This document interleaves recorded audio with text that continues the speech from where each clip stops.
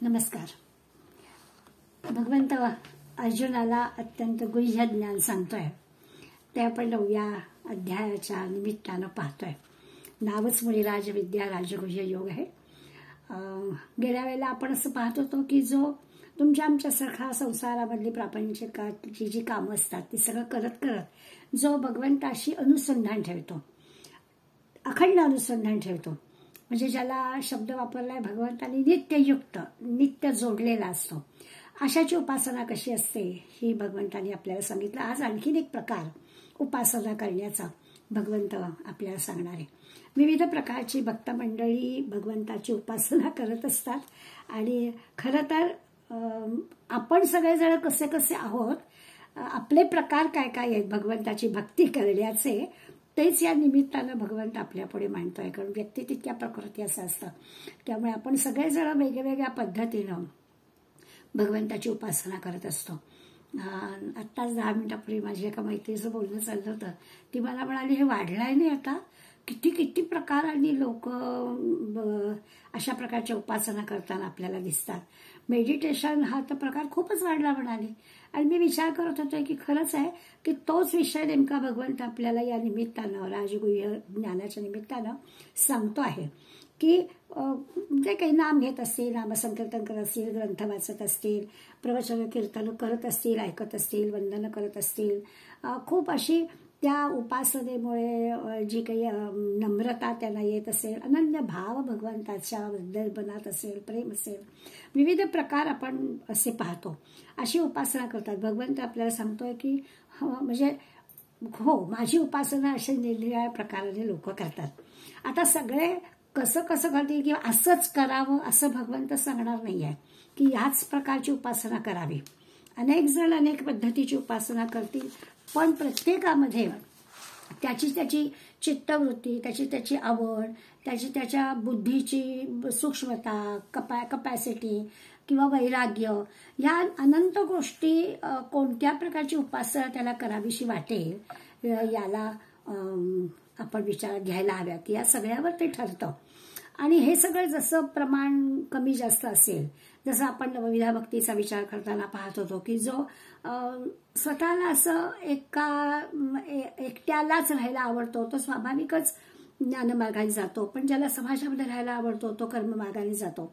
असं सगळं नवविधा भक्तीच्या वेळेला आपण निरनिराळे माणसांचे प्रकार आणि त्यांच्या असणारे त्यांना आवडणाऱ्या भक्तीचा प्रकार असं आपण दासबोधामध्ये पाहिलंय. तर तसं आपल्याला दिसेल की या ठिकाणी सुद्धा खरं तर ज्ञानयज्ञच आता भगवंत या श्लोकामध्ये 15व्या आपल्याला सांगणार आहे.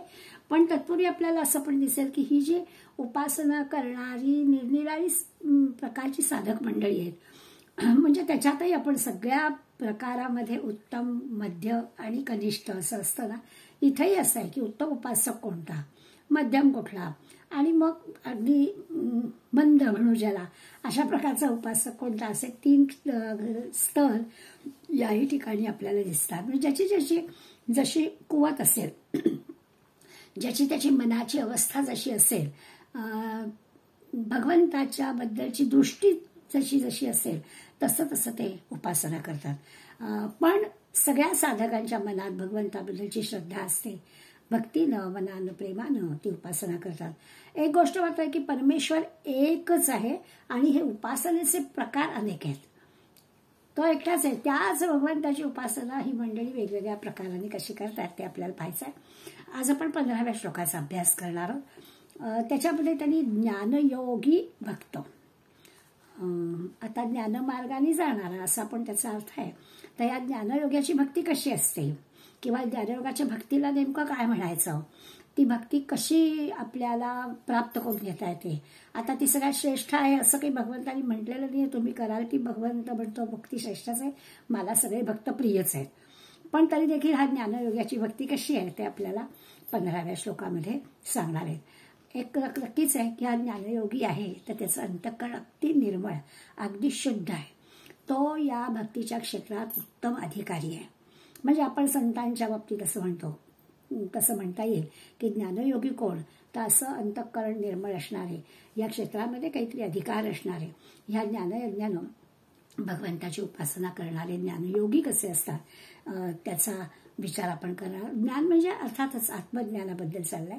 ज्ञान असणं आणि त्याची अनुभूती पण घेणं म्हणजे आत्मरूपानं त्या परमेश्वराला जाणणं, त्याला ज्ञानयज्ञ म्हणायचं.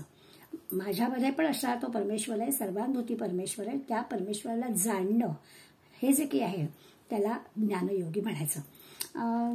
थोडं अवघड आहे, पण आपण अनेकांची मदत घेणार आहोत आणि त्यांच्या मदतीनं आपण हा सगळा भगवंत जो विचार म्हणतोय तो समजून घेण्याचा प्रयत्न करणार आहोत. श्लोक आहे, ज्ञानयज्ञेन चाप्यन्ये यजंतो मामुपासते एकत्वेन पृथक्त्वेन बहुधा विश्वतोमुखम. श्लोकाचा अर्थ पाहायला गेलं तर त्यांनी म्हटलं की च अपि अन्ये, अन्य म्हणजे दुसरे. आता दुसरे याचा अर्थ अगोदरच्या श्लोकांमध्ये जे सांगून झालेले आहे.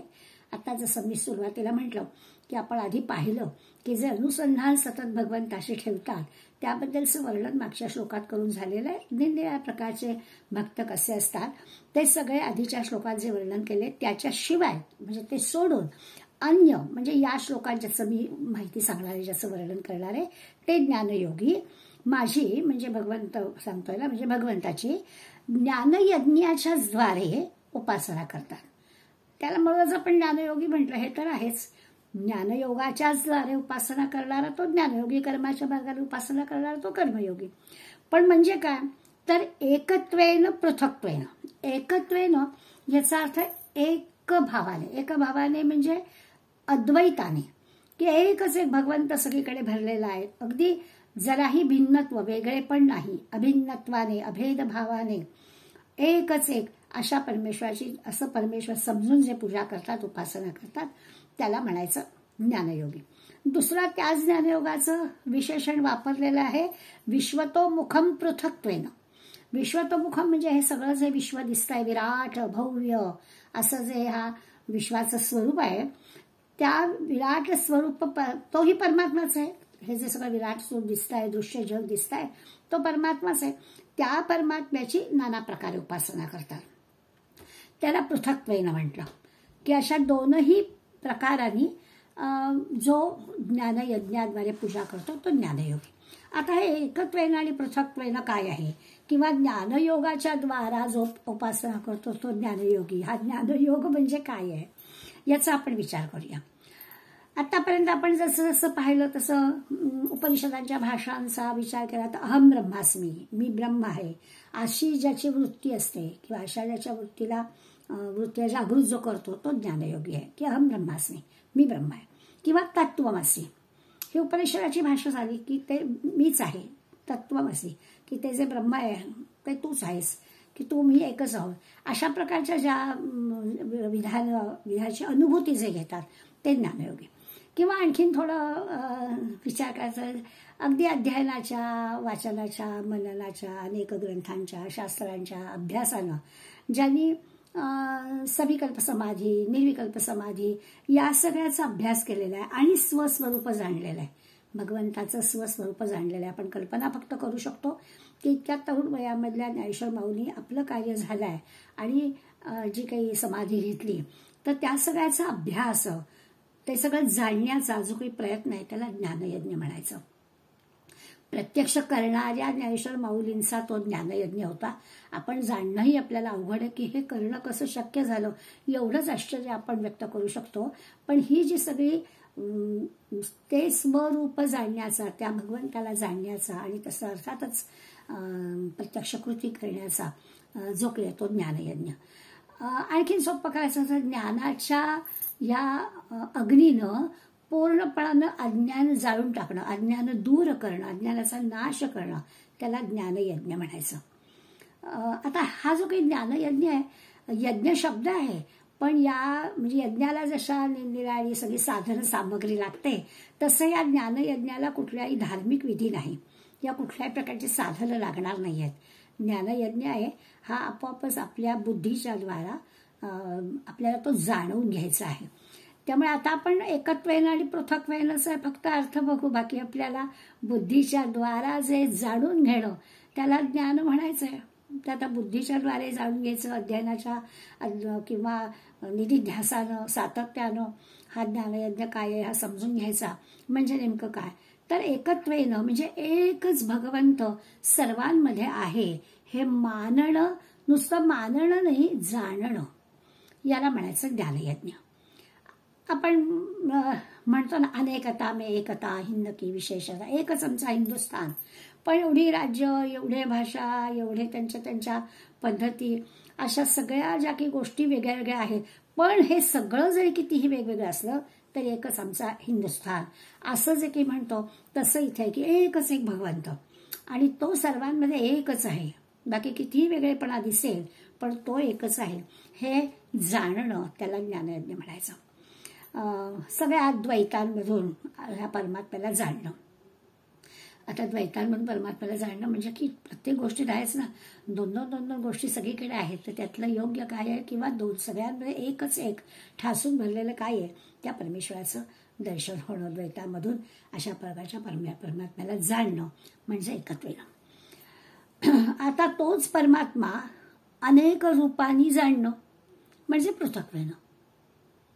निरनिराळ्या देवदेवता आपल्याकडे आहेत, 33 कोटी देव असं आपण म्हणतो. एकच देव, तो एकच देव कसा ते जाणणं आणि त्या एकच देवामध्ये पृथक्वेनं विविधता कशी आहे ते जाणणं, याला ज्ञानयज्ञ म्हणायचं. गाईच्या पोटामध्ये 33 कोटी देव आहेत असं आपण म्हणतो. आता ते 33 कोटी म्हणजे 33 प्रकार जे आहेत ते पृथक्वेनं असंही जाणणं, त्यालाही ज्ञान. एकच देव सगळीकडे हे जाणणं किंवा एकच देव अनेक रूपात दिसतोय ते जाणणं म्हणजे ज्ञानयज्ञ. आता इथे काही साधन सामग्री वगैरे लागणार नाही, कुठल्याही प्रकारचा धार्मिक विधी करायचा नाहीये किंवा काहीच नाही. म्हणजे जसं आहे ना की एकच एक शरीर पण अनेक अवयव, सगळे हालात जोडलेले असावे. शरीर म्हटलं तर एकच आहे पण त्याचे अनेक अवयव आहेत, किंवा अनेकतेनं एकत्र म्हटलं तर ह्या अनेक अवयवांमध्ये असणारं एक चैतन्य. जरा नुसतं ठेच लागली तरी आपल्याला कळतं सगळ्या अवयवांना बरोबर ज्या त्या ठिकाणी जाडी व्हायचे, बरोबर मुखातून आई ग येतं, डोळ्यातून पाणी येतं, लगेच सगळी जी काही शरीरातली कुमक आहे सैन्य ते सगळं ज्या ठिकाणी जखम झाली तिकडे जातं वगैरे वगैरे. तर असं जे काही आहे ते अनेकात्व एकत्र म्हणजे अनेक अवयव पण त्यामध्ये असणारं जे चैतन्य ते एकच, किंवा एकच शरीर पण अनेक अवयव. हे जसं एकात अनेकत्व आणि अनेकत्वात एकत्व, ते उदाहरण म्हणून ठीक आहे, पण हे ईश्वराच्या बाबतीत जाणणं. सर्वांमध्ये एकच एक भगवंत आता कळलं आपल्याला, त्याला एकत्वेनं म्हणायचं. प्रत्येकामध्ये भगवंत आहेच आहे आणि म्हणून ते एवढं भगवंताचं विराट स्वरूप आहे, विश्वतोमुखम असं त्याला म्हटलेलं आहे. थोडक्यात असं आहे की या श्लोकामधून भगवंताला नेमकं काय सांगायचं आहे असं जर आपल्याला विचारात घ्यायला लागलं तर असं आहे की या ज्ञानयज्ञाने म्हणजे ह्या ज्ञानयज्ञाची उपासना करणारे काही लोक मी एकरूप म्हणजे मी म्हणजे भगवंताबद्दल बोलतोय, भगवंत की मी एकरूप आहे अशा भावनेनं माझी उपासना करतात. म्हणजे हे जे ज्ञान योगी आहे हे सगळीकडे भगवंत एकच एक भरलेलं आहे अशा पद्धतीनं उपासना करतात. बरोबरच आहे, तसं सांगितलंच आहे श्लोकामध्ये. आणि ज्ञानयज्ञाने उपासना करणारे काही लोक असे आहेत ते भगवंताची निरनिराळी रूपं आहेत असं मानून माझी उपासना करतात. दोन्ही प्रकार त्यांनी सांगितले. ज्ञानयज्ञाने उपासना करणारे विश्वरूप आहे असं मानून उपासना करतात. एक उदाहरण दिलं की आपल्या लक्षात येईल की सगळीकडे भगवंत एकच एक भरलेला आहे असं मानणारे वेदांती शंकराचार्य यांनी सगळ्या देवतांच्या स्तुतीपर स्तोत्र रचली. हे दोन्हीही जाणणं की भगवंत एकच आहे, हे वेदांत अहम ब्रह्मास्मी तत्वमसी हे सगळं सर्वं खलिदं ब्रह्म हेच त्यांनी सांगितलं. त्यामुळे एकच एक भगवंत आहे हे तर तत्वज्ञानाच्या आधारे सांगितलंच आहे. पण या देवाची जी विविध रूपं आहेत या विविध रूपांना पण मानलंय आणि म्हणून सगळ्या देवादेवतांची स्तोत्र पण त्यांनी रचली आहे. असं हे जे की ज्ञानयज्ञ आहे. आता यज्ञ ही संकल्पना असल्यामुळे थोडंसं त्या ज्ञान आणि यज्ञ शब्द वापरले ना, तर यज्ञ या शब्दाचा विचार करून सुद्धा आपण या ज्ञानयज्ञाचा अर्थ लावण्याचा प्रयत्न करूया. म्हणजे काय, तर जसं यज्ञामध्ये पशुबळी द्यायचे, आता त्याच्याबद्दल आपल्याला सगळ्यांना माहिती आहे. तो बळी म्हणजे काही कापून टाकायचं नाही किंवा आगीत टाकायचं नाहीये, परंतु कोणाला तरी दान द्यायचं की त्याच्यावर त्याचं चरितार्थ चालेल. पण त्याच्यात आपल्याला आत्ता शिरायचं कारण नाही. पण यज्ञामध्ये जे काही पशुचं काम असतं, पशुबळी असं जे म्हटलं जातं, आता हा ज्ञानयज्ञ आहे. ह्या ज्ञानयज्ञामध्ये काय करायचं तर म्हणे या ज्ञानयज्ञामध्ये द्वैत भावाचा बळी द्यायचा, की आता दोन नाहीतच, मी आणि तू म्हणजे मी आणि भगवंत हे पण वेगळे नाहीत, हे पण दोन नाहीत, सगळं काही ते एकच आहे. भगवद्गीतेमध्ये आपल्याला अनेक ठिकाणी भगवंताच्या आणि अर्जुनाचा असा गोड संवाद माऊलींनी आपल्या पुढे व्यक्त केलेला आहे की खरोखरच असं वाटतं की आता ते दोन देह आहेत फक्त, पण ते मनाने एकरूप झालेले आहेत. तसं हे अद्वैत असणं ज्ञानयोगाचा उपासक जो आहे त्याला हे भगवंत आणि आपण वेगळे नाहीत असं कळतं, कारण त्यांच्यातलं जे द्वैतपण आहे ते त्यांनी जाळून टाकलेलं असतं, ते त्यांनी बळी देऊन टाकलेला असतो. यज्ञ म्हटला की यज्ञाची जागा, यज्ञाचा मांडव असतो. आता हा जो ज्ञानयज्ञ आहे, ह्या ज्ञानयज्ञासाठी काय असणार आहे मांडव, तर ज्ञानयज्ञासाठी हे सगळं विश्वच. मग विश्व म्हणजे काय तर पंचमहाभूतांचंच मांडव आहे. सगळ्या पंचमहाभूतांचं हे जे विश्व आहे ते सगळं विश्व म्हणजेच या ज्ञानयोग्याचा जो यज्ञ करायचा आहे त्याचा मांडव आहे. यज्ञाचं कुंड असतं. आता ज्ञानयज्ञामध्ये कुंड कुठलं आहे तर म्हणे मनबुद्धीचं कुंड आहे. हे जे काही अद्वैत साधायचं आहे तर याला दुसरं काही साधनाची गरज नाही आहे, मनबुद्धीचं कुंड आहे. आणि याच्यामध्ये त्या कुंडामध्ये जो अग्नी लावायचा आहे तो ज्ञानरूपी अग्नी आहे. ज्ञानाच्या साह्यानं हे जाळायचं आहे. देता घेता दाखवता काही येणार नाहीये, हे सगळं जाणवण्याची गोष्ट आहे. यज्ञामध्ये जसं आहुती म्हणजे तूप घालतात, त्या ज्ञानयज्ञात अज्ञानाचं तूप घालायचं आहे, अज्ञान संपवून टाकायचं आहे. आणि मग ज्ञानयज्ञामध्ये जसं यज्ञ शांतीसाठी करायचा तसा हा ज्ञानयज्ञ शांतीसाठी, समाधानासाठी करायचा आहे. शांती हे यज्ञपात्र आहे. ज्ञानयज्ञामधलं यज्ञपात्र म्हणजे शांती आहे. आणि यज्ञकर्ता कोण आहे तर जीव, तो जीव यज्ञकर्ता आहे. बरं मंत्र कुठल्या यज्ञातले तर ज्ञानयज्ञामध्ये आत्मा अनात्म विचारांचे मंत्र. आत्मा आणि अनात्म्यातला फरक कळला पाहिजे याचं चिंतन मनन करणं म्हणजे जणू काही ते मंत्र आहेत. अशी एक यज्ञ संकल्पना जी आहे ती यज्ञ संकल्पना या ज्ञानयोग्यांची कशी असेल आणि हा जो ज्ञानयोगी आहे हा उपासना कशी करतो तर ती ह्या पद्धतीने करतो, असं एक छान रूपक आपल्याला या निमित्ताने यासंबंधी वाचायला मिळतं. ज्ञानयज्ञ म्हणजे आपण आता पाहिलं की चिंतन करणं, मनन करणं, अभ्यास करणं. हा चिंतन करणारा जो जीव आहे तो अनुभवाच्या साह्याने हे सगळं करतो. एकदम तर होणार नाही आहे, हा अभ्यास आहे. अभ्यास करून करून अनुभवाच्या पातळीने आपल्या विचारांनी, आपल्या विवेकांनी त्याला हे जाणवणं वगैरे सगळं होणार आहे. त्याचं जे काही जीव ईश्वर हे जे काही अद्वैत आहे किंवा ऐक्य जे साधन आहे, हा जो काही भेद नष्ट करायचा आहे, द्वैत नष्ट करायचा आहे ते सगळं, किंवा अज्ञान संपवायचं आहे काही म्हणूया, हे सगळं कशामुळे जमणार आहे तर त्याच्या चिंतनाने, मननाने, अभ्यासाने हे सगळं जमणार आहे. ही उपासना करायची. आता ही ज्ञानयज्ञाची उपासना ही जाणीवपूर्वक उपासना आहे. साधनं लागत नाही आहेत कुठली, त्यामुळे जाणीवेनी विचारांनी करायची गोष्ट आहे.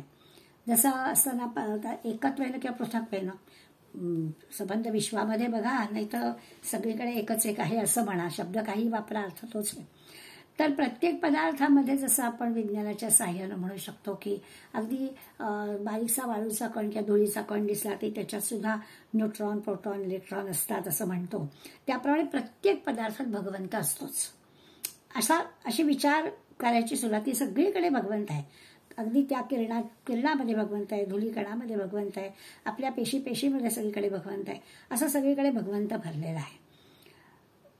म्हणजे असा साखरेचा कण आहे, त्या साखरेच्या कणातला न्यूट्रॉन, प्रोटॉन किंवा इलेक्ट्रॉन आपल्याला असतात ना, तसं मग गोमयामध्ये पण असतात. दोन्ही प्रकाराने आपण लक्षात घ्यायचं की प्रत्येक कणामध्ये आहे तसं प्रत्येक वस्तूत पण आहे. कुठल्याही कणामध्ये भगवंत आहे आणि साखरेत पण आहे आणि गोमयात पण आहे. तसं भगवंत माणसात पण आहे, पशुत पण आहे, प्राण्यात पण आहे, चेतनेत पण आहे, अचेतनेत पण आहे, दगडधोंड्यांमध्ये पण आहे, जिवंत माणसामध्ये पण आहे. सगळीकडे भगवंत भरलेला आहे. हे ज्ञानाच्या आधारे जो जाणतो त्या उपासकाला ज्ञानयोगी उपासना करणारा असं म्हणायचं.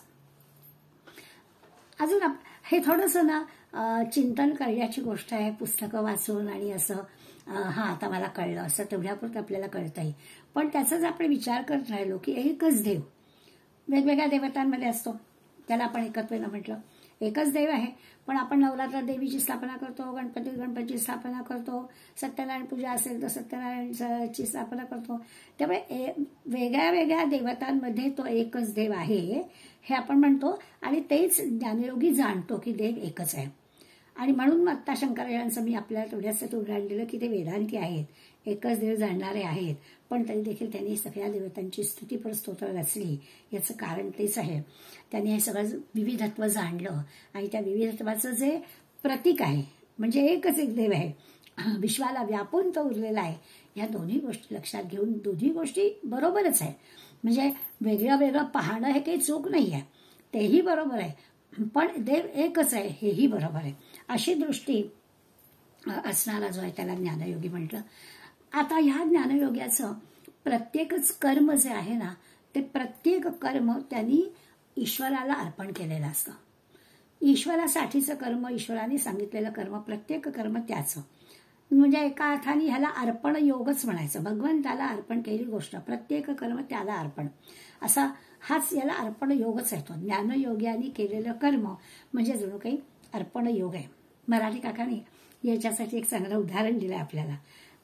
काका म्हणतात की आपण बाजारातून पेढे आणले आणि बाजारातून आणलेल्या पेढ्याचा बॉक्स आपण देवळामध्ये देवासमोर ठेवला. आता देवासमोर पेढ्यांचा पुडा ठेवल्यावर आपली जराही अपेक्षा नाहीये, कारण आता ते पेढे नाही आहेत, आता तो प्रसाद आहे आणि भगवंताच्या पूजेसाठी आपण तो दिलेला आहे. आता जर प्रत्येक कर्म भगवंतासाठी आहे तसं भगवंताला पुढे आपण ते ठेवलेले पेढे आहेत. त्यामुळे आता तो प्रसाद आहे. त्या पुजाऱ्यांनी त्याच्या बदल्यात आपल्या हातावर जो काही प्रसाद ठेवलेला आहे, मग भले आपण पेढे दिले असले तरी तो 4 साखरपुड्यानेच आपल्या हातावर ठेवेल, तरी देखील तो प्रसाद म्हणून आपण आनंदाने स्वीकारतो. मनात सुद्धा आपल्या येत नाही की हे काय, मी एवढा पेढ्याचा भाव दिला आणि मला 4 साखरपुड्याने, काही नाही. तो भगवंताने दिलेला प्रसाद आहे. मी मला जे करायचं होतं ते केलं आणि भगवंताचा प्रसाद म्हणून त्यांनी मला जे काही दिलाय ते मी स्वीकारलं. हे जे आहे तसं आपलं प्रत्येक कर्म हे भगवंताला अर्पण केलेलं आहे. त्याचं, त्या कर्माचं फळ मला जे काही मिळणार आहे ते मी स्वीकारायचं. मी असं कर्म केलं आहे तर मला असंच फळ मिळालं पाहिजे. मी पेढ्याचा पुडा ठेवलाय, मला तसाच, त्यातले फार तर 2-4 काढून ठेवा, पण बाकी सगळे पेढे मला द्या असं तर नाही आपण म्हणू शकत. आणि ते बरोबर नाही, तसं ह्या ठिकाणी ते मिळायचं आहे. म्हणजे बरं असं आहे की तो जो मिळालेला प्रसाद असतो ना, तो सगळा पण आपण खाऊन टाकत नाही. आपल्या बरोबर असणारा थोडा थोडा देतो, नव्हे घरी सुद्धा घेऊन जातो, घरच्या मंडळींना सुद्धा आपण त्यातला देतो. म्हणजे मिळालेलं जे आपलं कर्म भगवंताला अर्पण करायचं, मिळालेलं जे फळ आहे ते फळ सुद्धा ते सर्वांचं आहे, आपलं एकट्याचं नाही आहे. हे जे काही आहे त्याला ज्ञान यज्ञ म्हणायचं. आणि ही जी काही उपासना आहे ती ज्ञानयोग्याची असते. तो सगळी कर्म भगवंतासाठी करतो, येणारं फळ हे सगळ्यांचं आहे, त्याच्यावर माझा अधिकार नाही असं म्हणतो. थोडा आपण वेगळा विचार करून पाहूया. आता हे सगळं छान आहे की भगवान प्रसादापुरतं ठीक आहे, देवापुढे प्रसाद ठेवला, त्याच्यात आपल्याला मिळालाय आणि ते उदाहरण आपल्याला पटलंय, बरोबर आहे. आपण थोडा असा विचार करू की समजा आपल्याशी कोणी चुकीचं गैरवर्तन करताय, गैर वागताय, आपलं काही पटवूनच घेत नाहीये, तर अशा गैर वागणाऱ्या लोकांचा स्वाभाविकच आपल्याला राग येतो. काही त्याचं चुकीचं नाही की दरवेळेसच आपलं मतभेद, काही सांगितलं गेलं की चुकीचंच, म्हणजे आपली चूकच दाखवली जाते आणि त्यामुळे मतभेद झाल्यामुळे आपल्याला राग येतो. आता तेव्हा आपण हा जर विचार केला, सर्वांभूती परमेश्वर, त्यामुळे आपण हा जर विचार केला तर एक तर काय होईल, असं वागणाऱ्या या व्यक्तीपासून आपण दूर राहू. की वाद होतात ना, मग आपण नकोच जायला, म्हणजे मग राग येणार नाही. आणि दुसरा विचार, जे जे देखील जे भूत ते माने जे भगवंत, त्याच्याशी वाद होतोय याचं, तोही भगवंतच आहे. त्या रूपानं आपल्याला असं वाटतंय की आपण मांडलेल्या मताला विरोधच होतो आहे आणि वाद होतोय, तर एक तर दूर होणं, किंवा जे जे मानी जे भूत होते ते मानी जे भगवंत, अशा तऱ्हेनं ते शांतपणानं स्वीकारणं. प्रत्येकच वेळेला की आपलं बरोबर असतं आणि त्यांचं चूक असतं असं काही मानायचं कारण नाही, कधीतरी असं होतं. पण वाद मिटवण्यासाठी हे 2 मार्ग पण आपल्याजवळ असतात. कधी कधी असं होतं की रस्त्यातून जाताना, गर्दीतून, सभोवतालची जी काही मंडळी असतात ती नियमाने वागत नाहीत, काहीतरी गैर गोष्ट करतात, नियम तोडतात आणि आपल्याला त्याचाही राग येतो. आता हे जसं वर्तन करणारे आहेत, नियम तोडून वागणारे लोक आहेत, सगळ्यांबद्दल देखील आपण हाच भाव ठेवायला हवा, म्हणजे राग येणार नाही. कारण दुसरा काय वागतो आहे त्याचा आपल्याला राग येऊन आपल्यालाच त्याचा त्रास करून मिळायच्या ऐवजी शांतपणानं जे काही चाललंय ते चालू देणं, हे पटत नसेल तर सांगायचं, पण अलिप्तपणानं सांगायचं, म्हणजे राग यायचा संबंध नाही. माझ्यात जो भगवंत आहे तोच त्याच्यात आहे. त्यांनी चुकीचं वर्तन केलंय, ते चुकीचं वर्तन आपल्याला शांतपणानं सांगता आलं पाहिजे. जे रिॲक्ट होणं म्हणतो आपण, ते रिॲक्ट कसं व्हायचं, तर राग न येता आपल्याला रिॲक्ट होता येतं का? ज्ञानमार्गाला येतो. हा जो ज्ञानयोगी आहे तो शांत असतो. समोरच्याने विरोध दर्शवला तरी देखील तो शांतच असतो. असं शांत राहणं आपल्याला जमेल का? म्हणजे ज्ञानयोगी होण्यासाठी आपल्याला किती किती काय काय करायला हवं याचा अंदाज आपल्याला येईल. तर ज्ञानयोगी जो आहे तो असं पाहतो की सर्वानुभूती परमेश्वर आहे, सर्वच जर परब्रह्मस्वरूप आहे. सगळ्या जगातल्या सगळ्या वस्तू, व्यक्ती, प्रसंग, भोवतालची सगळी परिस्थिती, या सगळ्यामध्ये तो परमेश्वर नटलेला आहे. असं जर सगळीकडे आहे, पाना फुलात फळात जिकडे तिकडे तो भगवंत आहे, तिथे मग शत्रू मित्र हा विषयच नाही, सगळीकडे तोच आहे. अशी एकदा दृष्टी ज्याला मिळालेली आहे, तो जो काही साधक आहे, तो जो काही भक्त आहे, त्याचं प्रत्येकच कर्म भगवंताशी जोडलेलं आहे. तो जे काही करतो आहे ते त्याच्यासाठी नाही आहे, ते सगळं भगवंताचं कर्म आहे. आणि हीच त्याची उपासना आहे, हीच त्याची भक्ती आहे, हेच त्याचं नामस्मरण, हेच त्याचं ध्यान, हेच त्याचं सगळं जी काही उपासना साधना जी काही म्हणायची तीच आहे त्याची. असं अखंड अनुसंधानात राहणं आणि सगळीकडेच तो असा एकत्वेनं असो तो पृथक्वेनं असो, तो असा भरलेला असल्यामुळे त्याचा क्षणभरही विसर नसणं. कारण तो नाही असं नाहीच, क्षणही नाही, जागाही नाही, आणि त्यामुळे स्वाभाविकच त्याचं विसरणे. असं थोडं व्यवहारातलं आहे, पण असं होतं की आजीच्या भूमिकेत असणाऱ्या आजीला नातवंडाचं सतत अनुसंधान असतं. अगदी एखादा पदार्थ जरी समोर आला ना तरी तो आपल्या नातवंडाला आवडतो, अशा प्रकारचा विचार तरी मनात येतोच. मग तो देवो न देवो, मिळो न मिळो, त्यांनी खावो न खावो, अनेक गोष्टी असतील, पण मनात येतोच. हे जसं अनुसंधान असतं तसं अनुसंधान ह्या ज्ञानयोग्याला भगवंताचं असतं. खरं तर ह्याच्याही पुढलं असतं, कारण इथे पुन्हा 2 व्यक्ती आल्या. भगवंताच्या ह्या ज्ञानयोग्याच्या अनुसंधानामध्ये भक्त आणि भगवंत वेगळे नाहीच आहे. नारद भक्ती सूत्रामध्ये एक सूत्र आहे, तद अर्पिता अखिल आचारता आणि तद विस्मरणम परमम व्याकुलता. नारद मुनी सांगतात की आचारता म्हणजे आचरण. तर ते म्हणतात की त्या म्हणजे तो जो आता आपण यज्ञ हे करणारा म्हणूया, तर त्याचं आचरण कसं असतं, तर आचरण म्हणजे तो करत असलेलं काम, ते करत असलेलं कर्म, हे त्याचं तद अर्पिता म्हणजे त्यांनी भगवंताला अर्पण केलं असतं. आपण ज्या ज्ञानयोग्याबद्दल बघतोय तो ज्ञानयोगी आपलं कर्म भगवंताला अर्पण करतो. आणि दुसरं क्षणभर जे विस्मरण, क्षणभराचं त्याला होतच नाही विस्मरण, पण क्षणभर विस्मरण म्हणजे व्याकुळ होणं. जरा जरी विस्मरण झालं तरी तो व्याकुळ होतो. ही जी काही आहे त्याची भक्ती. नारद मुनी सांगतात तो मुळी त्याला विस्मरण होतच नाही, कारण अनुसंधानातच तो असतो. म्हणून व्याख्याच करताना त्यांनी सूत्र सांगितलंय की प्रत्येक कर्म भगवंताला अर्पण केलंय, ही त्याची उपासना आहे. आणि क्षणभर विस्मरण होणं म्हणजे तो व्याकुळ होतो, ती जी व्याकुळता आहे ती म्हणजे त्याची उपासना आहे. आपण जसं असतं ना की आपण भगवंताच्या मूर्तीला किंवा तस्बिरीला किंवा फोटोला नमस्कार करतो, हार घालतो, पूजा करतो. मग ती मूर्ती कसली आहे, मातीची आहे का धातूची आहे का चांदीची आहे का काचेची आहे, किंवा तस्बीर असेल तर ती तस्बीरामधला तो कागद किंवा ती काच, हे असलं काही सुद्धा आपल्या मनात येत नाही. छानपैकी मूर्तीसमोर उभा राहिलं, नमस्कार केला की त्या मूर्तीमध्ये ज्याची मूर्ती आहे, शंकराची आहे तर शंकरच आपल्याला दिसतो ना, गणपतीची आहे तर गणपतीच आपल्याला अनुभूती असते की त्याला आपण नमस्कार करतोय.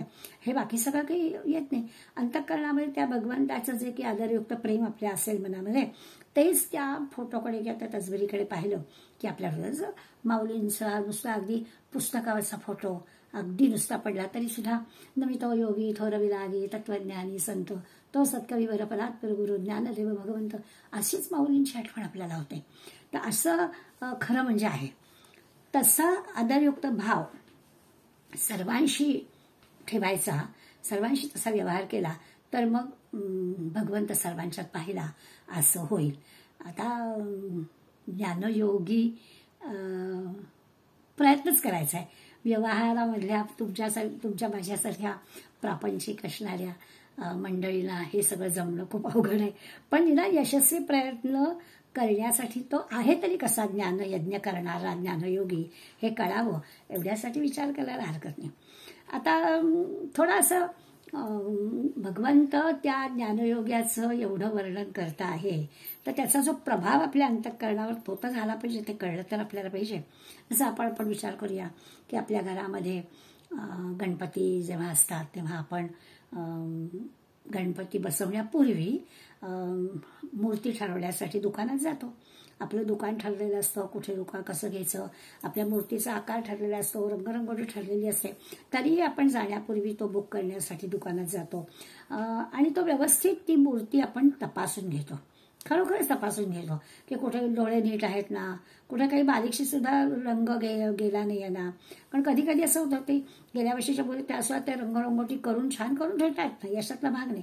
पण तरी आपण सगळी ती बारकाईनं निरखून ज्याला आपल्या मनपसंत आहे ना असं सगळं पाहतो. दरवर्षी आपल्याकडे ज्या पद्धतीचा मूर्ती आणली जाते, रंग कदाचा कसा आहे, मुकुट कसा आहे, गंध कसा आहे, हातावरती हे कसं आहे, सगळ्या गोष्टी आपण नीटपणाने बघतो.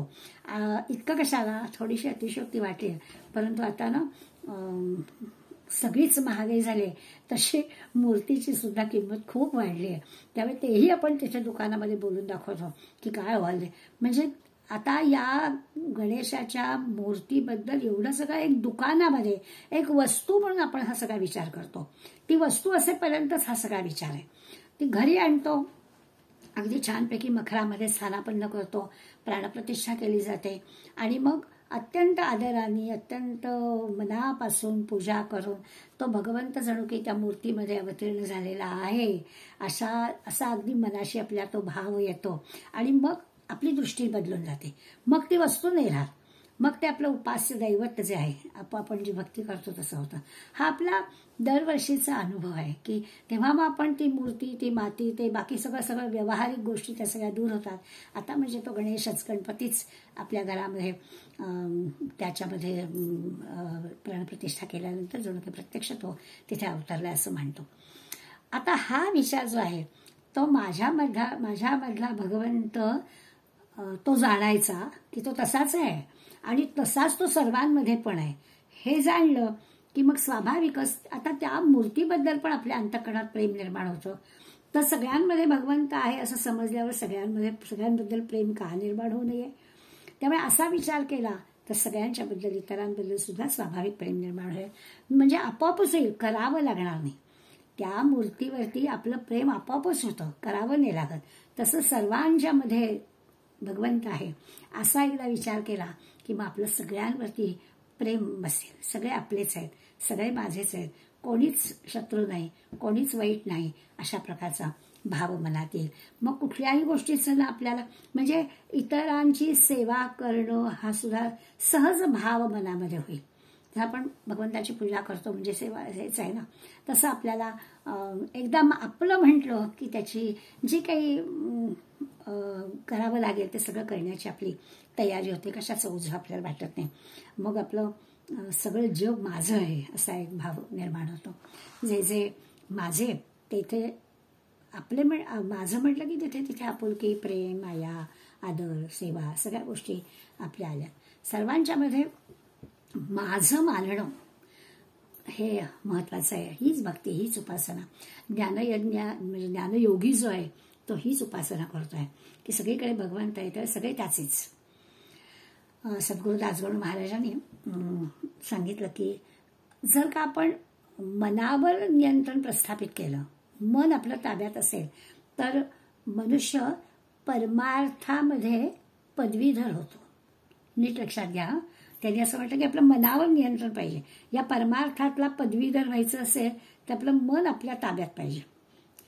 तो ज्ञानयोगी असा असतो की त्याचं मन ताब्यात असतं. असं मन ताब्यात असणाऱ्यांच्या मनाला बुद्धीची पण साथ मिळते. एक एक गोष्ट कशी मिळून जाते. एक मन ताब्यात आलं की मग स्वाभाविकच बुद्धी पण त्या मनाला म्हणजे मन ताब्यात असल्यामुळे बुद्धीची त्याला साथ मिळायला लागते. आपोआप ही जी काही परमार्थाच्या क्षेत्रातली परमेश्वराची व्यापकता आहे, ती व्यापकता म्हणजे किंवा परमेश्वराची सत्ता ह्या विश्वावरती आहे, ती पण त्याला पटते. मनाला पटते, बुद्धीला पण पटते, कारण मन ताब्यातच आहे म्हणून. म्हणजे बाकी आता जगात या सत्तेबाहेर काहीही नाही आहे अशी पक्की त्याची खात्री होते. चांगलं वाईट काहीही असो, ती सगळी जी काही ती परमेश्वराची सत्ता आहे. परमेश्वराला आणि हे पटायला लागतं. मन ताब्यात असणाऱ्याला हे बुद्धी पण साथ देते आणि हे पटतं. हा जो ज्ञानयोगी आहे हा असा आहे. एकत्वानं आणि पृथक्त्वानं याचा अर्थ आपल्याला कळेल की एकच एक भगवंत आणि आता पृथक्त्वानं म्हणजे व्यापक दृष्टीने विचार केला तर सगळीकडे भगवंत भरलेला आहे. त्याचं एक विराट स्वरूप म्हणजे हे दृश्य जग आहे. अशा दोन्ही दृष्टीने त्याला समजून घेणं ही या ज्ञानयोगाची उपासना आहे. आता यासाठी भगवान कितीतरी प्रकारांनी स्वतःची रूपं धारण करतो. आता पृथक्त्वानं म्हटलंच आहे ना, विविध प्रकारची रूपं आहेत आणि भक्ताशी संबंध ठेवायचा तर निरनिराळी रूपं आहेत. त्या पुढल्या श्लोकामध्ये आपल्याला भगवंत सांगणार आहे की मला तो जो ज्ञानयोगी आहे तो मला निरनिराळ्या रूपात बघतो. म्हणजे पण माझी रूपं काय काय असतात तर मी कसा सगळीकडे आहे ते त्या पुढल्या श्लोकामध्ये भगवंत सांगताय. पुढला श्लोक आहे 16वा. अहम कर्तुरहम यज्ञः स्वधाहम अहम औषधम मंत्रोहम एवाज अहम अग्नि अहम भूतम. सगळं काय ते अहम म्हणजे भगवंत स्वतःला म्हणतो की मी काय काय आहे. अहम क्रतुः, अहम यज्ञः, अहम स्वधा, अहम औषधम, अहम मंत्रः, अहम आज्यम, अहम अग्निः, अहम भूतम. सगळा काय तो मीच आहे. यज्ञकल्पना चालली म्हणून यज्ञाच्या संदर्भातल्या गोष्टींचा विचार केलाय. क्रतू म्हणजे जी वेदांची कर्म आहेत, वेदांनी सांगितलेली जी कर्म आहेत ती कर्म म्हणजे क्रतू. तर ही सगळी कर्म जी आहेत ती म्हणजे मीच आहे. यज्ञ मीच आहे. अहम यज्ञ. स्वधा शब्द आहे. स्वधा म्हणजे श्राद्ध कर्म जे असतात त्या श्राद्ध कर्मामध्ये पितरांची जी पूजा केली जाते म्हणजे पितरांना पिंड रूपाने जे दिलं जातं त्याला स्वधा म्हणतात. तर तो स्वधा पण मीच आहे. यज्ञ मी, क्रतू म्हणजे कर्म मी, तो स्वधा मी. औषधम, औषधम याचा अर्थ मेडिसिन एवढाच नाही तर औषधम म्हणजे सर्व प्रकारचं अन्न, सगळ्या वनस्पती आपण जे खातो त्या सगळ्या गोष्टी अन्न हे सुद्धा काय तर मीच. मी मंत्र, अहम मंत्र हा जे काही यज्ञकर्म करताना मंत्र म्हणते जातो ते पण मीच. अहम आज्यम, त्या यज्ञामध्ये काय तूप टाकायचं आहे ते तूप पण मीच. अहम अग्निही, तूप टाकल्यानंतर तो यज्ञाचा अग्नी प्रज्वलित होतो, अग्नी पण मीच. अहम हुतम, हवनाची जी क्रिया आहे स्वाहा की मग ती आहुती टाकणं ही क्रिया सुद्धा मीच. अशा 8ही गोष्टी भगवंत म्हणतो मीच आहे. आता म्हणजे काय ठीक आहे. यज्ञ म्हणजे ज्याचा विचार आपण करतो आहोत त्याची उपासना करताना यज्ञ संकल्पना मांडणं स्वाभाविकच आहे. म्हणून त्यांनी आपल्याला या श्लोकामध्ये या सगळ्या गोष्टी म्हणजे मीच आहे एकत्वेनं म्हटलंच आहे. त्यामुळे आता हा जो साधक आहे, उपासक आहे, एक तर असं आहे की या विश्वामध्ये असणाऱ्या सगळ्याच चेतन असू दे म्हणजे जड असू देत, सजीव असू देत, निर्जीव असू देत, ज्याला आपण मॅटर म्हणतो ते सगळं, किंवा मग असे म्हणजे जसं काही क्रिया असू देत किंवा काय दगड असू देत नाही तर माणसं असू देत, जाणं येणं चलनवलन असू देत, सगळ्या गोष्टी ज्या आहेत जे जे काही या सृष्टीमध्ये ज्ञान आहे ती सगळी भगवंताचीच अभिव्यक्ती आहे. पशु पक्षी प्राणी दगड माती नद्या सगळं सगळं सगळं काय ते भगवंतच आहे. आणि आता या श्लोकाचा विचार केला तर त्या अहम या 8 वेळा शब्द वापरलेला आहे स्वतःबद्दल भगवंत म्हणतायत. तर मी हे आहे, मी हे आहे, मी हे आहे, मी हे आहे असं त्यांनी म्हटलं आहे. तर याचा अर्थ काय? याचा अर्थ भगवंताच्या अहम म्हणण्यामधल्या आणि आपल्या अहममध्ये फरक आहे. भगवंताचा अहम जरा वेगळा आहे. त्याला काही अहंकाराच्या ह्यानी मी असा आहे, मी असा आहे असं काही सांगायचं नाही आहे. तर भगवंताच्या अहममध्ये जराही अहंकार नाही आहे. भगवंताचा अहम हा परिपूर्ण आहे की सगळीकडे मी भरलेला आहे हे त्याला दाखवायचं आहे. विश्वाला धारण करणारा आहे तो. विश्वाचं भरण पोषणही तोच करतो आहे. अंती विनाश करून नवीन निर्मिती पण तोच करतो आहे. असं सगळं त्याचं आहे. त्यामुळे सगळं करूनही तो पूर्णपणानं अलिप्त आहे असं दाखवणारा म्हणजे असा अलिप्त उदासीन असणारा पण कर्मानी कर्मफलानी जराही प्रभावित न होणारा असा त्याचा अहम आहे. त्यामुळे त्यांनी जे काही 8 वेळा मी कोण आहे, मी कोण आहे सांगतोय, त्याचा आपण विचार करूया. वेदांनी जी कर्म सांगितली आहेत त्याला कर्तुम शब्द वापरलाय, ईश्वर रूप आहे. हे सांगितलेलं कर्म म्हणजे सुद्धा ईश्वर रूप. पुराणांमध्ये काही सांगितलेली कर्म आहे, जसं त्यांनी म्हटलं की आपले जे पितर गेलेले आहेत त्या पितरांना जे घालतो त्याच्यासाठी यज्ञ करायचा. तर ते धार्मिक कर्म असेल तेही ईश्वर रूपच आहे. प्राणी मात्र किंवा पितरांना जे स्वधा शब्द वापरलाय तेही पिंडदान करणं तेही ईश्वर रूपच आहे. यज्ञामध्ये जी द्रव्यांची आहुती दिली जाते त्याला औषध म्हणा, अन्न म्हणा, तूप म्हणा, हे सगळं सुद्धा ब्रह्मस्वरूप ईश्वर स्वरूप आहे. अन्नाच्या बाबतीत तर आपल्याला सगळ्यांना कळतं, कारण आपण रोजच्या आपल्यावरच्या संस्कारांमुळे ते म्हणतो. तर आता हे अन्न हे ईश्वर स्वरूप आहे, त्याच्या मागचा अर्थ हेच आहे की जर का ते ईश्वर स्वरूप आहे आणि आपला हा देहाला चालवण्यासाठी त्याची गरज आहे, तर ते त्याच्यामध्ये त्याला नावं न ठेवता अगदी शुद्ध अंतःकरणानं, शुद्ध वृत्तीनं ते खावं. म्हणजे मग शरीराचं पोषण करणारी ती वस्तू आहे, मनाची पण जडणघडण करणारी ते अन्न आहे. त्यामुळे ते जर शुद्ध प्रसन्न वृत्तीनं आणि चांगलं असं दोन्ही दृष्टीने खाल्लं तर त्याच्यापासून जे काही सुख प्राप्ती होईल, आनंद प्राप्ती होईल हे जाणून त्या आदरयुक्त भावनेनं अन्न ग्रहण करावं. हे आपण लहानपणापासून आपल्याला तो संस्कार आपल्याला झाला. आपण म्हणतो पण उदर भरणं नव्हे, केवळ पोट भरायचंय म्हणून नाही जेवायचं, जाणीचे यज्ञकर्म, तो एक यज्ञकर्म आहे. अशा पद्धतीनं ते अन्न ग्रहण करायचं आहे, असा संस्कार आपल्याला आहेच. या अर्थाने पण आपल्याला कळेल की तेही ईश्वर स्वरूप आहे. त्या ईश्वराने निर्माण केलेल्या या देहाला चालवण्यासाठी जे अन्न लागणार आहे त्या पद्धतीने ते आनंदाने ग्रहण करायचं, म्हणून ते यज्ञकर्म. औषध म्हटलं म्हणजे वनस्पती आहेत, सगळ्याच वनस्पती औषध, नास्ती मूलौषधम असं म्हटलंच की एकही औषधाची मुळी ही, एकही वनस्पतीची मुळी ही औषधी नसणारी असतच नाही असं म्हटलं जातंच. तर असं ह्या ज्या वनस्पती आहेत की आपल्याकडे एक श्लोक आहे, औषधम जान्हवी तोयम. औषध जर घ्यायचं असतं ना तरी गंगेच्या पवित्र पाण्यासारखं ते औषध आहे असं समजून घ्यायचं, किंवा म्हणजे आपोआपच ते चांगलं लागेल. आणि देणारा जो आहे, औषध देणार आहे तो वैद्यो नारायणो हरी, ते भगवंतच आहे. तो मग भगवंत चांगलंच करणार, त्यामुळे त्या औषधाचा उपयोग आपल्याला चांगला होणार, अशी सुद्धा त्या औषधामागची आपली भूमिका असते. इथे पण त्यांनी तेच म्हटलं की भगवंतच आहे सगळं काय, ते भगवंत. आणि मंत्र हा भगवंत म्हणतो, मंत्र पण मीच. मंत्राच्या सहाय्यानं देवतांना प्रसन्न केलं जातं. ती यज्ञ जे केले जातात त्या यज्ञामध्ये आहुती द्यायच्या म्हणजे देवदेवतांना प्रसन्न करायचं. तर ते मंत्र म्हणायचे, ते मंत्र म्हणजे सुद्धा म्हणाला मीच. आता इथे काय आहे, माणसाची की आपली इच्छा असते, ती आपली इच्छा पूर्ण करण्यासाठी, देवतांना संतुष्ट करण्यासाठी देवतांनी आपल्याला जी काही आपली इच्छा आहे ती पूर्ण करावी, यासाठी त्यांची जी कृपा आपल्याला प्राप्त करून घ्यायला लागते. ह्याच्या सैसे जे मंत्र आहे ते सुद्धा भगवंत म्हणतो भगवत स्वरूपच आहे, सगळं काय ते मीच आहे असं श्लोकामध्ये तरी सांगितलं. म्हणजे जो शब्द परमात्म्यासाठी, मंत्रामध्ये भगवंतासाठी ती सगळी उपासना आहे, परमात्म्यासाठी जे काही आपण उच्चार करतो त्याला आपण मंत्र म्हणतो. जाता जाता आपण हाही विचार करूया की त्याच्यासाठी पुन्हा भाषेचा काही विषय नाही की संस्कृतमध्ये असेल तरच तो मंत्र असं पण मानायचं काही कारण नाहीये. कुठल्याही भाषेतला असू दे, ते परमात्म्याचं नाम आहे ना, मग परमात्म्याचं नाम असायला भाषेचा काही संबंध नाहीये की तो संस्कृतमधलंच असलं पाहिजे. कुठलंही असलं तरी देखील ते परमेश्वराचं नाम आहे म्हणजे ते मंत्रच आहे, परमेश्वराचं स्मरण आहे म्हणजे ते मंत्रच आहे.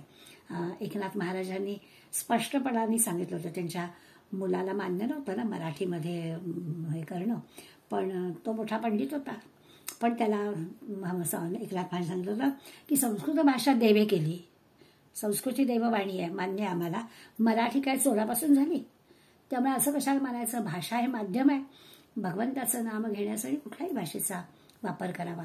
ज्ञानयज्ञ करणारा हा जो आहे ज्ञानयोगी, त्याला सुद्धा भाषेचा काही नाही आहे, म्हणून त्यांनी असं म्हटलं की अहम मंत्र, हा मी मंत्र आहे, मी मंत्र आहे म्हणजे मी परमेश्वराचं नाम आहे.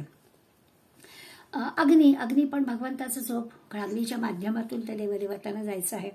हवन सामग्री ती सुद्धा सगळी म्हणजे भगवंतच, सगळं जे की आहे ते ब्रह्मस्वरूप. आपण नेहमी एक श्लोक म्हटलाच जातो, ब्रह्मार्पणं ब्रह्महवे ब्रह्माग्नो ब्रह्मणाहुतम ब्रह्मैव तेन गंतव्यम ब्रह्मकर्म समाधीना. आणि 4थ्या अध्यायातला हा श्लोक आहे. तेव्हा पण भगवंतांनी सांगून टाकले की हवन द्रव्य पण ब्रह्म, आहुती देणारा पण ब्रह्मच, आहुती देणाऱ्याची कृती करणारा पण ब्रह्म, त्याच्यातून फळ मिळणारे ते पण ब्रह्म. तसंच इथे पण आहे. आता असं म्हटलं ना की सगळीकडे ब्रह्म, सगळीकडे परमेश्वर. लोक ना टपलेली असतात. नरेंद्र भारतींनी एक गंमतशीर गोष्ट सांगितली. त्यामुळे काय झालं, एक अट्टल दारुड्या होता आणि मशिदीत बसला होता. आणि मशिदीत बसला होता नेहमी दारू पिणारा. तेवढ्यामध्ये रस्त्यावरून म्हणे दारू विकणारा गेला. आता असे रस्त्यावरून दारू विकायला लागली का काय कोण जाईल, पण ठीक आहे. त्याबरोबर ह्याला आणखीन तलफ आलीच. त्यांनी त्याला हाक मारला. त्या दारू विकण्याचं लक्ष दिलं. तो आला आणि ह्याला हुकी आलीच होती. बघितल्या त्यांनी हाकाई मारली आणि म्हणाला, चलो आज हम यहाँ बैठ के दारू पिएंगे. तो दारू विकणारा सुद्धा म्हणाला की अहो असं काय करता, इथे मशिदीत इथे दारू प्यायची. तेव्हा हा म्हणाला की मग सांग बरं, अल्ला नाही अशी जागा कुठे, कुठली जागा, देव नाही अशी जागा कुठली आहे. आता असं म्हटलं की आपल्याला वाटेल की निरुत्तर केलं, पण भगवंत सगळ्या ठिकाणी आहे. कण कण में भगवान आहे. अगदी बरोबर आहे. म्हणजे मशिदीत बसलो काय किंवा बाहेर बसलो काय, सगळं सारखंच आहे असं म्हणून निरुत्तर व्हायचं कारण नाही. तुकाराम महाराजांनी स्पष्टपणाने आपल्याला सांगितलंय, तुका म्हणे ऐशा नरा मोजून माराव्या पैजारा. आणि ह्या अभंगाचं स्पष्टीकरण देताना असं सांगितलं जातं की तुकाराम महाराज असं म्हणतात की अशांची खेटरांनीच पूजा करावी. का खेटरांनी पूजा करावी? फुलांनी भगवंताची पूजा करतो. फुलंही भगवंताचंच रूप आहे. मग खेटर पण भगवंताचंच रूप आहे. तर अशा माणसाला फुलं वाहिल्यावर जसं भूषण वाटतं तसं खेटरानं मारल्यावरही त्याला भूषण वाटलं पाहिजे. अभंगाचं स्पष्टीकरण दिलं की आपल्याला कळतं की अशा गोष्टी लक्षात घ्याव्यात. आणि कोणी जर म्हटलं सर्वानुभूती परमेश्वर, सगळीकडे भगवंत आहे, म्हणजे शिवाच्या पिंडीवरती विंचू दिसला, त्या विंचाला मारलंच पाहिजे. त्या विंचाला मारण्यासाठी जे काही वापर करायचा आहे त्या ठिकाणी शंकराची पिंड आहे, आता कसं काय मारू असं म्हणून नाहीच चालणार. मारण्यासाठी लागणारी गोष्ट केलीच पाहिजे. अशा प्रकारचा विचार सुद्धा आपल्याला संत मंडळींनी सांगितलेला आहे. साधकाचा तोल सुटू देता कामा नये. नाहीतर आपल्याला अशा प्रकारे निरुत्तर करून विचारा, गरीब साधक असेल तर तो गडबडून जाईल की खरंच आहे मशिदीत दारू प्यायली काय आणि बाहेर प्यायली काय, सगळीकडे तर तेच आहे, असा त्याचा अर्थ नाही. योग्य जागी योग्य ती गोष्ट व्हायला पाहिजे. त्या साधकाचा तोल सुटता कामा नये. महापुरुषांच्या बाबतीमध्ये समजून घेणं खूप कठीण गोष्ट असते. ते जे काही करतात ते करायला जायचं नाही, ते जे काही सांगतात ते करायचं असं आपल्याला हे म्हटलं जातं. शंकराचार्यांचं उदाहरण कदाचित आपल्याला सगळ्यांना माहिती असेल की 5 घरी भिक्षा मागायची, जे काही येईल ते. आणि खरोखरच 5 घराच्या पुढे जाताना एक दारूचा बुट्टा होता म्हणे. आता आचार्यांना काय माहिती की इथे काय मिळतं. दारात उभे राहिले. तिथल्या आतल्या माणसाने इथे तुम्हाला देण्यासारखं आमच्याकडे काही नाही, आमचं काही वेगळंच आहे इथे, इथे आम्ही नाही तुम्हाला, तुमच्याकडे जे आहे ते द्या. आता त्या आतल्या माणसाला म्हटलं की होते हा काय सांगायचं की ह्याला देण्याचं ह्याच्या कमांडून टाकणं शक्य नाही आम्हाला हे, पण तुमच्याकडे जे आहे ते द्या. आणि मग काय नाही, मग त्यांनी ते घातलं त्यांच्या कमांडरूमध्ये मादक पेय. आता बघणारे पण असतातच लोकांना आचार्यांनी असं कसं केलं, बरं जे टाकलं होतं ते पिऊन टाकलं. आचार्यांच्या कानावर ही गोष्ट आली. दुसऱ्या दिवशी आचार्य जेव्हा भिक्षेला गेले तेव्हा 5 घरचे करताना एका काचेचा कारखाना, असं मोठी कढई, त्याचा काचेचा रस असा उकळत होता. त्याच्यातून ते काच निर्माण करण्यासाठी तो रस होता. प्रचंड तप्त आणि ते उकळलेला तो रस. पुन्हा असंच की मला काय माहिती काय आहे ते, अहो हे घर नाही आहे, इथे काही पदार्थ नाही, पण दिसत होतं ना कढई, आणि तुमच्याजवळ जे आहे ते वाढा, तुमच्याजवळ जे आहे ते वाढा. आणि मग ते काचेचा रस त्यांच्या कमंडोला तोही त्यांनी प्राशन केला. तेव्हा लक्षात आलं संत काय करतात ते आपण करायला जायचं नाही, ते काय सांगतात ते आपण ऐकायचं. सर्वानुभूती परमेश्वराचा अर्थ काय आहे तो आपण ऐकून घ्यायचा, समजून घ्यायचा. म्हणून त्याला सारखं जे जाणणे हा शब्द वापरतोय ना तो लक्षात घ्यायचा. आता आपली श्रद्धा, आपली आवड, आपली भक्ती, आपला विश्वास हे सगळं साक्षात भगवंताचं स्वरूप समजून कार्य केलं मनात जराही संशय ठेवला नाही तर मग आपल्याला ज्ञानयोग्याचं हा जो काही उपासना नेमकं काय आहे ते भगवंत काय सांगतोय ते कळेल. आणखीन काही भगवंताच्या विभूती पुढल्या श्लोकामध्ये भगवंत सांगतात, पिताहमस्य जगतो माता धाता पितामह वेद्यम पवित्रम ओंकार रुक्साम यजुरेवच. आता या श्लोकामध्ये त्यांनी म्हटलं पिता, पितामह, माता, धाता हे सगळं मीच आहे. आत्ताच्या श्लोकात जर सांगितलं की यज्ञासंदर्भात चर्चा होती म्हणून या सगळ्या गोष्टी सांगितल्या की सगळं मीच. आता म्हणतात पिता मीच म्हणजे जगाला जगताला धाता, जगाचं धारण करणारा पण मीच, आई वडील आजोबा मीच, वेद्यम वेद्य म्हणजे जाणण्यास योग्य, पवित्र आहे जाणण्यास योग्य आहे ते सगळं मीच, आणि ओंकार मीच, रुक्साम यजुरेवच म्हणजे ऋग्वेद सामवेद यजुर्वेद पण मीच, असं सगळं मीच यादी दिली या श्लोकामध्ये भगवंतानी. आणि हे भगवंत म्हणतो हे सगळं मीच आहे. आता हे सगळं मीच आहे तर आपल्याला कसं काय पटावं, आई पण वडील पण.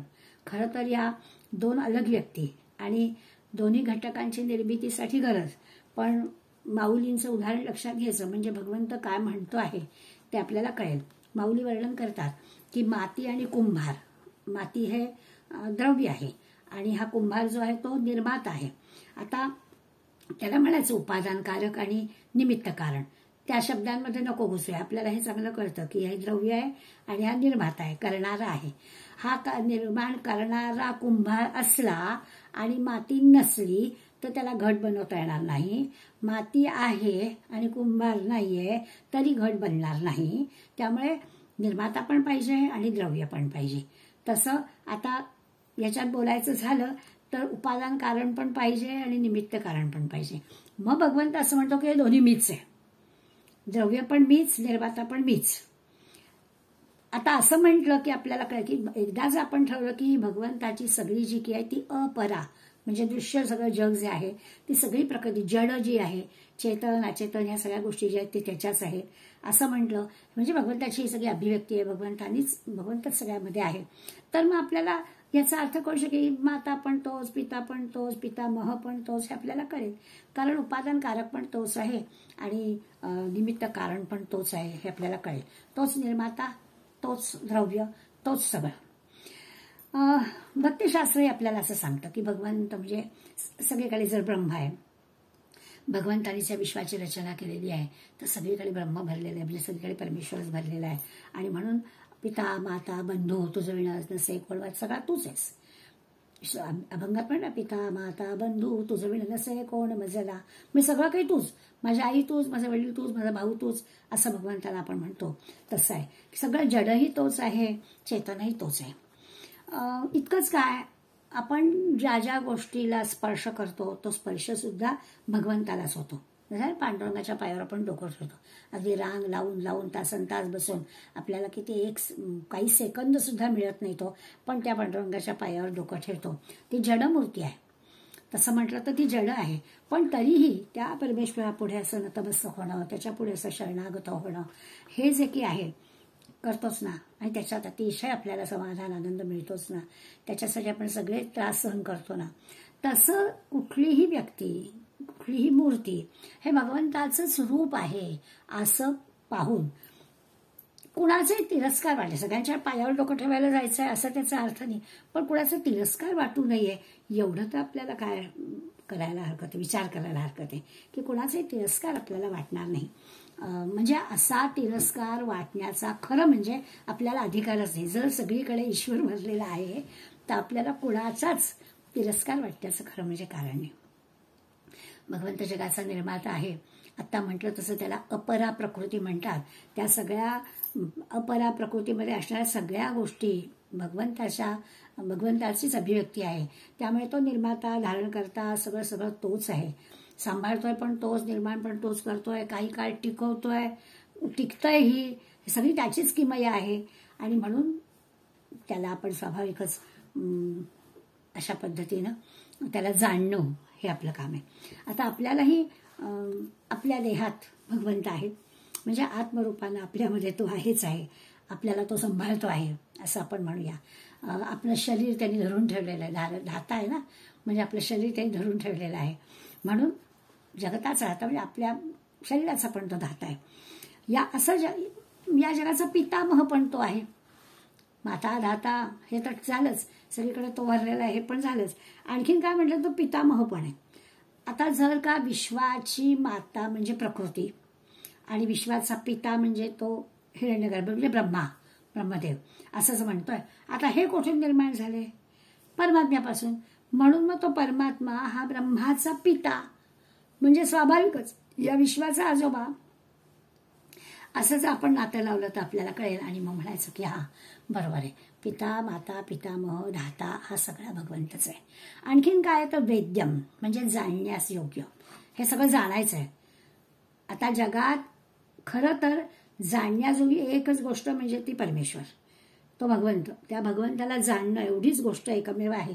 त्याला जाणलं की आपल्याला दुसरं काही जाणायची आवश्यकता नाही. स्वस्वरूप कळणं, आपल्याला आपल्या सुखाच्या गोष्टी जाणता येतात, आपल्याला आपलं सुख कशात आहे ते कळतं.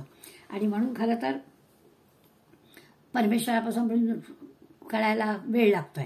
पण खरं आपल्या लक्षात येईल की परिपूर्ण सुख ज्याला म्हणतात ते परिपूर्ण सुख केवळ ह्या परमेश्वर प्राप्तीनं मिळणार असतं. स्वस्वरूप कळल्यानंतर ते जे काही सुख मिळेल ते खरं परिपूर्ण सुख आहे. आता खरा विषय चाललाय यज्ञाचा. आणि यज्ञाचं म्हणजे कसं तर अनुष्ठान असतं, काहीतरी ठरवलेलं असतं, काहीतरी अमुक एक फळ मिळण्यासाठी अमुक एक यज्ञ, अशा प्रकारची यज्ञाची संकल्पना असते. आणि याला त्यांनी वेद्य असं म्हटलंय की हे जाणणं. आता जे जे सगळं चांगलं आहे, जे जे सगळं पवित्र आहे, निर्मळ आहे, ते भगवंत आहे हे जाणणं, हा त्याचा खरा अर्थ. मग आता जे काही निष्काम भावनेनं केलेलं असतं ते निष्काम भावनेनं केलेलं चांगलंच असतं, पवित्रच असतं, निर्मळच असतं. निष्काम भावनेनं कुठलीच गोष्ट अशी कर्म जे करू आपण आणि आपली कामनाच नाही त्याच्यामुळे की ते चांगलंच होणार. त्याच्यामध्ये काहीतरी आपल्याला मिळवायचं आहे असं असेल तर गडबड व्हायची शक्यता आहे की ते नाही बनासारखं तर गडबड होईल. इथे तसं नाहीच आहे. अत्यंत पवित्र निर्मळ भावनेने ते केलेलं आहे. ती पवित्रता, ते निर्मळत्व आहे भगवंताचं रूप आहे असं भगवंतांनी आपल्याला स्पष्टपणे सांगितलं आहे. आणि काय सांगितलं आणखी ओंकार. ओंकार म्हणजे वाणीचं मंदिर. ओम ओंकाराचे जे अक्षर आहेत ते अक्षर म्हणजे ओंकार. आणि मूळ सगळ्या शब्दांचं मूळ स्वरूप ते आहे. तीनही वेद, सगळ्या वेदांचं सार म्हणजे उपनिषद. उपनिषदाचं सार म्हणजे मांडुक्य उपनिषद. मांडुक्य उपनिषदाचं सार म्हणजे त्याच्यात ओंकाराचं सगळं वर्णन आहे. आणि ओंकारामध्ये 3 वेदांचा उल्लेख आहे. अथर्ववेदाचा उल्लेख नाही असं आपल्याला वाटतं, पण इथे ना संस्कृत भाषेची एक आहे की तिथे च म्हणजे आणि असा शब्द वापरलाय, अव्यय वापरलाय. म्हणजे इत्यादी आणि असे शब्द असतात. याचा अर्थ ऋग्वेद, यजुर्वेद, सामवेद, च म्हणजे अथर्ववेद पण आहे. पण काही मंडळींचं असं म्हणणं असतं की अथर्ववेद हा उपवेद आहे. कारण त्याचं असं आहे की अथर्ववेदामध्ये अस्त्रविद्या, शस्त्रविद्या, घरं तयार करण्यासाठी लागणारं स्थापत्यशास्त्र या सगळ्या गोष्टींचे उल्लेख आहेत. आणि मग ह्या सगळ्या ज्या आहेत त्या भौतिक विद्या आहेत. आणि म्हणून मग अथर्ववेदाचा उल्लेख या ठिकाणी नाही आहे असं काही मंडळींचं म्हणणं आहे. ते जरी आपण मान्य केलं तरी आपल्या लक्षात येईल की हे सगळं सुद्धा भगवंत म्हणतो मीच आहे. असं भगवंतांनी आपल्या असण्याच्या सगळ्या गोष्टी सांगितल्या. सगळीकडे तोच भरलेला आहे. आणि ती ज्याला उपासना करते त्या साधकांचा, त्या भक्तांचा विचार केला. आणखीन काही प्रकार भगवंत वर्णन करणार आहे, पण ते आपण पुढल्या श्लोकांमध्ये आणि पुढल्या वेळेला बघूया. आज आपण इथेच थांबू. आज आपण 15, 16, 17 3 श्लोकांचा अभ्यास केला. आणि भगवंत चराचरात सगळीकडे भरलेला आहे. आणि त्याला ओळखणं याच्यासाठी लागणारी जी भक्ताची ज्ञान भक्ताचं जे ज्ञान आहे किंवा मनाला आणि बुद्धीला मनाला ताब्यात ठेवल्यावर बुद्धीची जी जोड मिळते त्या सगळ्याचा विचार करून आपण भगवंत सगळीकडे कसा भरलेला आहे याचा अभ्यास करावा. अशा प्रकारचं जणू की भगवंत आपल्याला सुचवतोय ते आपण करूया. आज इथेच थांबूया. धन्यवाद.